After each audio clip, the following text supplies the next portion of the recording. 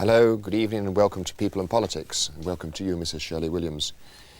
Mrs. Williams, you will not be astonished that I want to open by talking about women in politics. This week I've heard a number of people saying that whether or not you actually want to be Prime Minister, any chance of you so being has in fact been scotched by Mrs. Thatcher becoming leader of the Conservative Party. Do you think that's fair? Well, it might be a relief if it stopped them all going on about that sort of thing in respect to the few women there are in the House of Commons, because I think one of the things one finds just about being a woman in the House of Commons is that people are always speculating about whether you'll be the first this or that. Perhaps what I really want to say most forcibly of all is that the great day will come when nobody in television ever asks you about women in politics, and then we will really have got equality. Until that time comes, I suppose we're always going to be thought to be a bit unique. I think before I see my time out, nobody will remark about the fact that there's a woman Prime Minister or a woman Foreign Secretary or a woman Chancellor. I doubt whether Mrs. Thatcher's being the leader of the Conservative Party will make a great deal of difference to any other woman, in the sense that I think if she does it well, people will say, there you are, a woman can do it. If she does it badly, I think people will say, there you are, we chose the wrong person. In other words, I think we're getting all that sort of thing behind us now. Do you not think that they will in fact say she did it badly because she is a woman, because she is the first? They may, but I honestly... she's not Prime Minister yet. No, she's not Prime Minister yet, and maybe she never will be. But I really think that in the last 10 years, attitudes towards what women can do has changed so much that a lot of this sort of thing in another 10 years will be quite behind us. And I suppose it's already true to say that a woman rather successfully administers what I regard as the most difficult democracy in the world to govern, which is India. I think they've already proved that they can do it.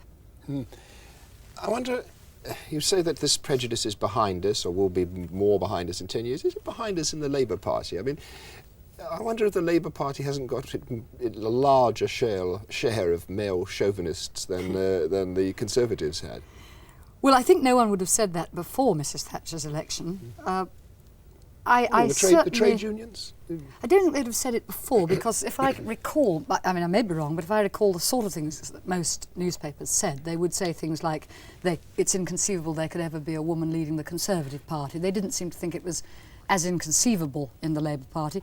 I think partly because we had a woman cabinet minister, after all, back before the war, in one of the first Labour governments. Mrs. Castle took on jobs that were regarded as men's jobs, like Minister of Transport and Minister of Overseas Aid and so forth. Now, what about the degree of male chauvinism left? Well, I think you probably find some prejudice among older men. But I think among younger men, who are now much more willing to help bring up their children and push the pram and do the shopping and help with the washing up, I think attitudes have changed out of all recognition.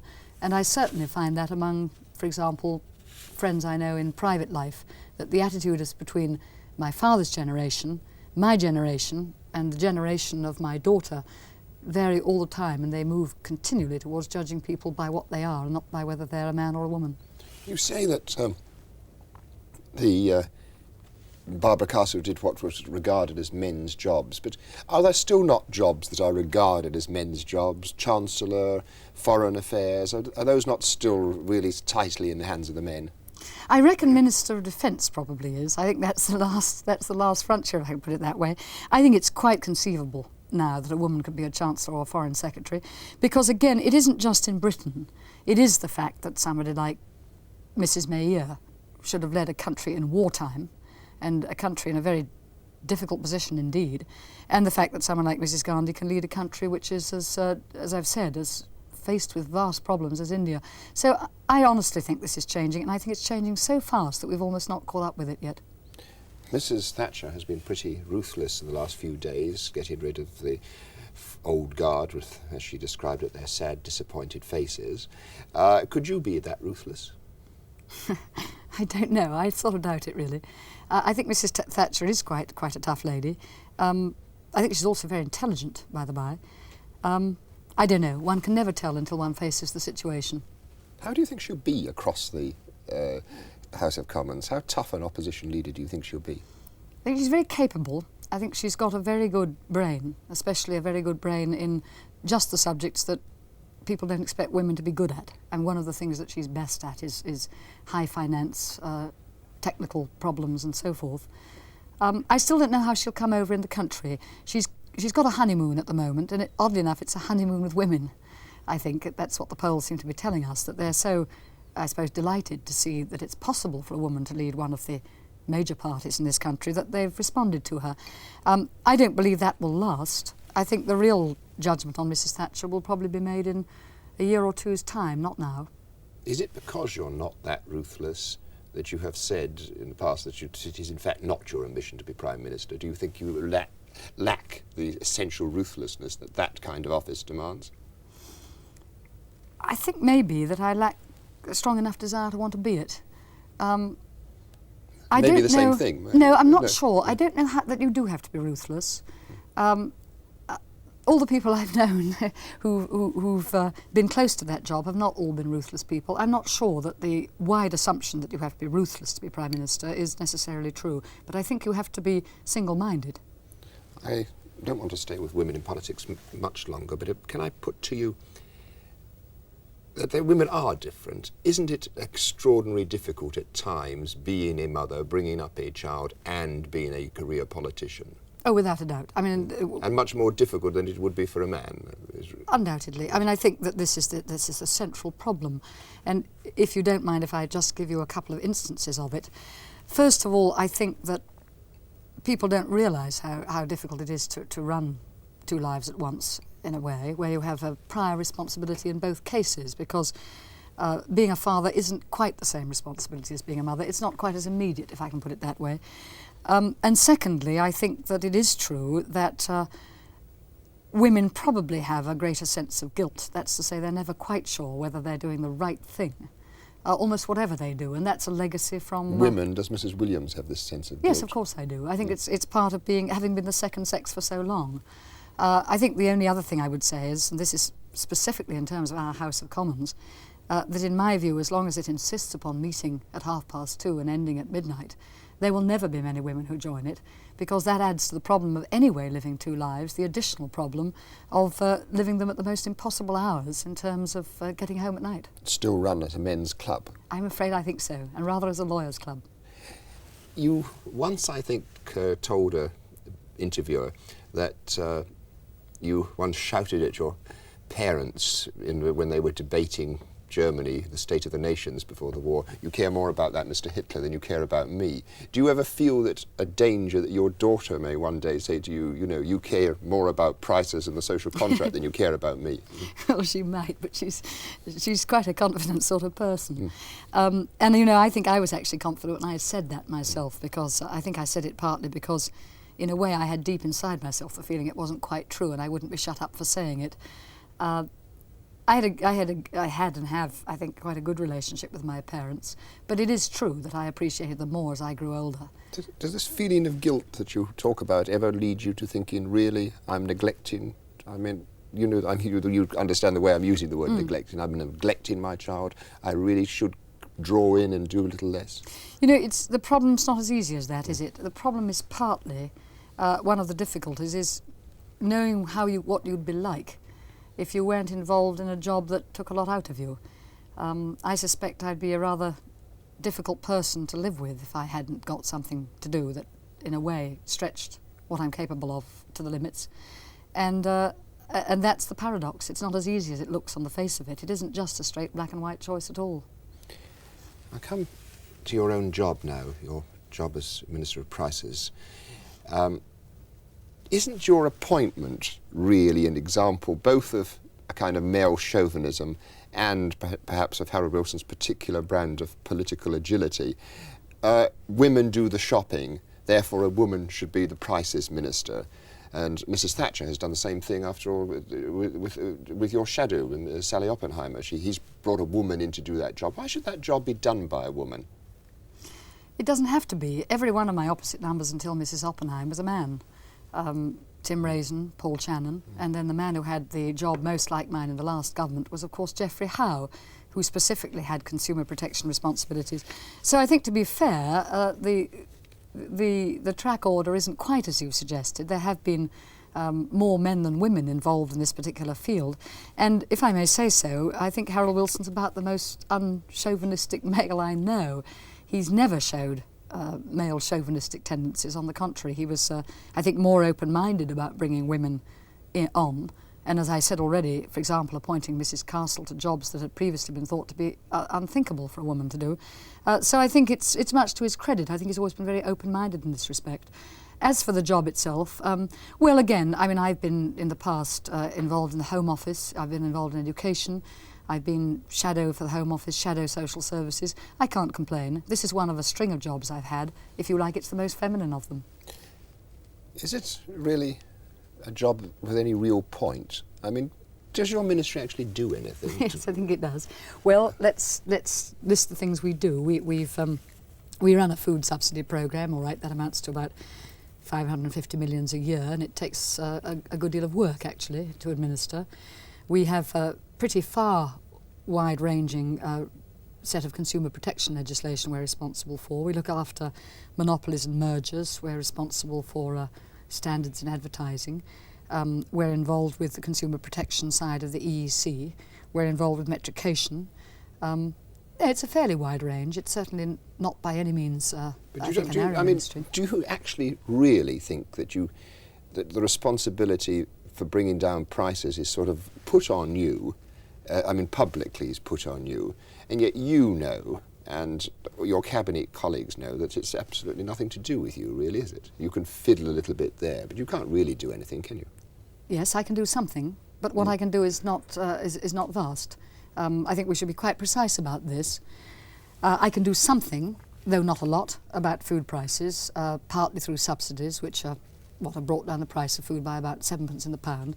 I can do something about other prices through administering the price code, and that's had some effect on the RPI. I can do something by mounting investigations in particular fields, as a recent one comes to mind. I can do something about investigating monopolies. But look, I mean, of course your question is a fair one, because at the end of the day, no minister and no government can do more than moderate prices by perhaps 5 to at the outside 10%, even through tax changes and so forth. The rest depends on what's happening to costs, what's happening to salaries, what's happening to wages, what's happening to raw materials, what's happening to import prices. And I think most people understand that. So I've never tried to claim to do more than I can. What I can do I think is useful, but of course it's not the whole answer, and I wouldn't pretend it was. I mean, it seems to me that you then have to fall back sometimes on sort of gimmicks. I mean, I thought the appointment of Miss Louise Davis the other day as advisor on best buys to the housewives struck me as a totally gimmicky thing. I mean, why does an average working class housewife need a nice middle class lady to advise her on best buys? Well, Miss Davis is above all a nutritionist.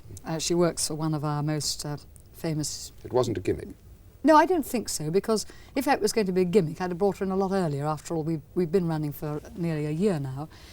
The object of the exercise, above all, was to try to persuade people to buy things that would be good in terms of the diet and so forth.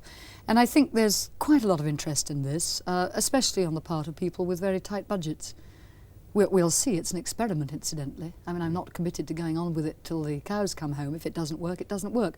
But we want to see whether people like it, and if they do, well and good, they've got the decision on it. I suppose the political reasoning behind your ministry is, or the enthusiasm for this government's, for your ministries, to strengthen the government's hand in the social contract. The argument going something like this: we will appoint a minister to keep down prices if you, the unions, in return keep down wages. But while price inflation runs at 19 to 20%, wage inflation is running at 29%. It hasn't worked, has it? I mean, you're failing to keep down prices, and you're also failing to do the job that you're really there for, to keep down wage inflation. Well, let me take that all to bits, if Yes, I may. yes, please Number do. one, I wasn't part of the social contract. I mean, there was no promise made to appoint a minister for prices in any of the discussions of the social contract. So I think that I don't quite come into the picture that way. No, my job is not to keep wages down. That has never been my job, and it's no part of the responsibility of my department, though I wouldn't argue, of course, that wages don't have an effect on prices. Obviously they do. My job is to do what I can to keep prices down. As I've said, I wouldn't claim that I've done so by more than perhaps about 5%. I think that 5% is worth having. Surely wages have the major effect on prices, don't they? Not last year, no. It really, you've got to take this in terms of the year you're looking at. Now, last year, for the first half of the year, the price of raw materials, commodities, food, the rest, went soaring up. As you know, in a year, oil went up 4 times over, and food and raw materials by a lot less than that, but they nearly doubled in that period. So last year, the main problem was how one dealt with the massive impact of commodity prices. And incidentally, I mean, when we've finished saying how badly everybody's done and so on, we ought to recognise that what happened in respect of raw material prices was something really like a revolution. I mean, nothing like it has happened since the Second World War, this colossal increase in the price of what we bought. Now, obviously people are going to react to that. They're going to react by trying to maintain their standard of living. And we had all that pile-up behind us. We had the after effects of the 3-day week and the shortages that led from it. And then we had to try to deal with really what was, I think, a pretty explosive situation in which people were anxious to try to maintain their standard of living. Now, what's happened since that time is that since July, and it's a fairly short period, about 6 months that we're talking about, we've had the social contract in a world in which there's no direct wage or salary controls, no statutory controls. And we've relied upon the willingness of the TUC and of not only just the TUC, but other groups to restrain their demands. I don't think that they've done too badly in a situation in which there was a heck of a lot of pent-up demand, which showed up in things like the railwaymen, the teachers, the local government workers and so on, who said, look, we've been held back for 1.5 years, 2 years in some cases. Now we've got to straighten this out. We've got to get a fair settlement. My own feeling is that we won't be able to judge the social contract until the end of this wage round, when we see whether it settles down. And there are some signs that it may be beginning to do so. But I also want to say that if it doesn't do so, let me be quite blunt about this too, if it doesn't do so, we will all be in trouble. And when I say if it doesn't do so, again, I don't just mean trade unionists, though they're crucial, of course. I also mean bodies like the doctors, like the teachers, like the white-collar workers, like MPs, like all of us in the professions and in the white-collar jobs as well as the trade unions in the blue-collar jobs, have got to be sure that they also restrain their demands. If they don't, then what Mr. Healy says is quite true. Massive unemployment will follow like the night follows day. But why, I mean, this is the problem, it seems to me, is that the social contract seems to be so elastic that the miners are able to fit in it. But the miners can fit in it, but other workers, everybody piously hopes, shouldn't follow them. Why on earth should any railwayman, for instance, accept a rise less than that which the miners have just won? Because everyone is a special case to himself, isn't he? I think for 2 good reasons. The first reason is that there is no doubt at all that the miners' position in relation to other workers, including workers in factories and including railwomen, fell steadily through the late 50s and the 60s. In fact, the really striking thing about the miners, and it's made some steady progress in the middle 70s. Yes, since 72. Yes. But even so, they've not recovered their relative position back to where it was in the middle 50s. Now, all right, that was because it was after the war. We desperately needed coal. But again, I think one's got to be realistic about this. We, again, desperately need coal because, of course, the relative price of oil has gone up massively compared to what it was a couple of years ago. So the miner is quite simply more valuable to the community than he was. The other point I would make is this. I don't really think that most members of the public would believe there was any comparison with an underground miner. There are no industrial diseases in other jobs comparable to pneumoconiosis and silicosis pneumoconiosis and all the associated lung diseases that men get in the pits, and the rate of illness is extremely high.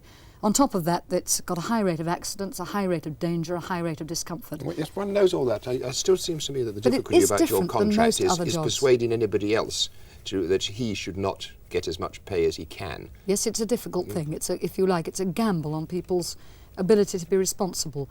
But I think it's fair for me to ask you back the question. I suppose one doesn't ask questions of interviewers, but one really has got to ask back the question, all right, then what's the alternative? Because the alternative cannot be a permanent statutory system.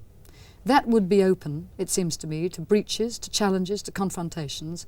And my own belief is that in the end, it would probably destroy democracy as we understand it. There is no alternative but to get some sort of consensus of moderation out of the majority of our people. There's no other way. Hand on heart, as the person responsible for prices, you really think it's working? Which? The social contract? I'm going to say right away that there are some breaches in it, and I don't condone them. I don't think it's working thoroughly satisfactorily yet. I think it's too early to judge, as I've said. I think it stands a good chance of working as we work our way out of the threshold position and out of the anomalies. But I wouldn't pretend it's working completely satisfactorily now. It's not. I also want to add that it isn't, I'm sorry to keep repeating this, but I do think it's crucial to recognise that some of the people asking for most are not in the social contract terms at all, and in my view, it's important that they're brought within it. Are you convinced that you're going about your own job and the right way? Are subsidies across the board, for instance, really the best way of doing things? Why should you and I, for instance, have our bread and our butter and our milk subsidised? Can I bounce up and down this? Look, there are lots of things I've no doubt I'm doing wrong. I'm absolutely convinced not this one, because what happens in prices, it's a very striking fact. Prices work out very often in a way that favours the better off against the less well off. If you simply take the way in which the cost of the basic essentials of life, food, housing, fuel, let's take just those three, have risen over the last 10 years, compared to less essential goods, consumer durables, fridges, radios, cars and so on. All right, everybody wants them, but they're not so essential and we know they're not. Then what has happened is that the price of essentials has increased a very good deal more rapidly than the price of less essentials. And that means that if you're poor, if you're a pensioner, or if you're a large low-paid family, it's harder for you to make ends meet, even if you had exactly the same amount coming in, as it would if you were in a group that bought much more heavily of these other goods. Similarly, you pay more for travel. You pay more because it costs more to travel by public transport for a mile often than it does in a car. You pay more for electricity and gas because the standing charge counts for more if you don't use much. I could go on and on about this, I won't, I'd bore you stiff. But I believe that one of my jobs to do is to try to level up the effect of prices by, if you like, keeping down the cost of essentials. And this is what subsidies do. Yes, it's quite true, you and I get the benefit of subsidies as much as a pensioner does. But it's also true that you and I pay a good deal more in tax of all kinds, indirect tax and direct tax, in order to get those subsidies, whereas the pensioner pays not an extra penny to get them. Can you not in fact get your same effect by special benefits for the pensioners? No, I honestly don't think you can, because if you take the, Nye Bevan used to say, if you can read the book, don't read the crystal. And it's a very sound argument. Look at the facts. The facts are that almost every means-tested benefit, and there's no way of concentrating on the poor except by means testing, is taken up by, at the very most, less than 2/3 of those entitled. In most cases, a great deal less. The reason for this is quite simple. It's that people who are poor don't want to be identified as poor. They also have their pride. And this is particularly true of the old, incidentally. So if you look at something like welfare milk, family income supplement, rate rebate, rent rebate, housing allowances, any of them, what you find over and over again is that the take-up rate is pretty low, in some cases astonishingly low, in some cases as low as 1 in 4 of those entitled. I don't see any way of getting around this. So my belief is you ought to go on using food subsidies until you can bring in universal benefits, by which, of course, I mean things like family allowances extended to the first child and that sort of thing. And that can't be done overnight because it requires a fairly big administrative effort to get it in. I'm not saying this dogmatically. You can phase out food subsidies, but not until you're protected. Well, you have talked about phasing them out, and I just wonder whether you can phase them out. I mean, can you, once having given, can you take away? It's always a problem in politics, isn't it? I mean, yes. If you took them away, whatever things were given somewhere else, wouldn't you end up really like Mrs. Thatcher and the milk? Well, I mean, we'll have to see, won't we? I've had to, for example, reluctantly agree that the price of milk will go up a penny in April. Now, it will go up a penny because the cost of producing milk has gone up very, very steeply indeed. It costs a lot more to feed a cow this year than it did a year ago. It's not just us, it's also cows that are more expensive to feed. So I haven't been able to subsidise that. It would be a very expensive operation. I'd like to do it. I haven't got the money. So I've had to say to the people, who would like to see milk kept cheap, no, we've had to take some of the price onto your backs as well. There is a limit. I don't pretend there isn't, and it isn't going to be easy to phase out, but I think it's going to be possible. I think if you say to people, look, we're supporting you who've got children to bring up, we're increasing pensions, we're doing something about the disabled, then, but only then, can you begin to phase out food subsidies in a major way. So it's some considerable time ahead. I think about a couple of years. There is one other factor. I might mention, Mr. Gardner, if I'm not sort of going on too long about this, and that is, of course, that one of the objects of food subsidies was to try to cut the peak off inflation. Now, we know that the inflation rate is likely to begin to fall by the end of this year. Not, alas, for a happy reason, not because we've been brilliantly successful, but because the whole world is slowing down, unfortunately. And the result of that is that the rate of inflation is almost certain to begin to fall. We can begin to phase out subsidies when we see the rate of inflation falling, and if we can say, look, we cut the top off the mountain, if no more, I think that will have been worth doing. Can I ask you, I want to take a break in a couple of moments, and can I ask you quite quickly, has price control worked? Hasn't it in fact caused a liquidity problem for many companies who out of reduced profits still have to pay wage claims? It has caused a problem. This is why what we've done with the price code, which of course we inherited, has been to change it in two ways. One is to say you may have part of the cost of new investment added to the price you could otherwise charge, because otherwise we won't get investment and we won't keep jobs. And secondly, we've reduced from 50% to 20% the amount that we take off every wage settlement before we allow it to be passed along. And this again is to protect employment and growth. Now, frankly, we haven't succeeded in completely protecting employment and growth because there has been a major fall in profits in the past year. They are only a little over half what they were in the case of the large companies in 1972. What we have to do again is to try to strike a balance between letting firms invest and grow on the one side and being able to say to people, at a time when we do ask for restraint, that we're not letting profits run away with it. Perhaps we can say the second with confidence. About the first, I think that there are signs now that investment may begin to pick up again, but I suspect we've still got some way to go. Thank you very much. I want to take a break now. Second half of the programme, perhaps we might look at some of the things that actually drew you into politics in the first place. We'll take a break. Join us in a moment.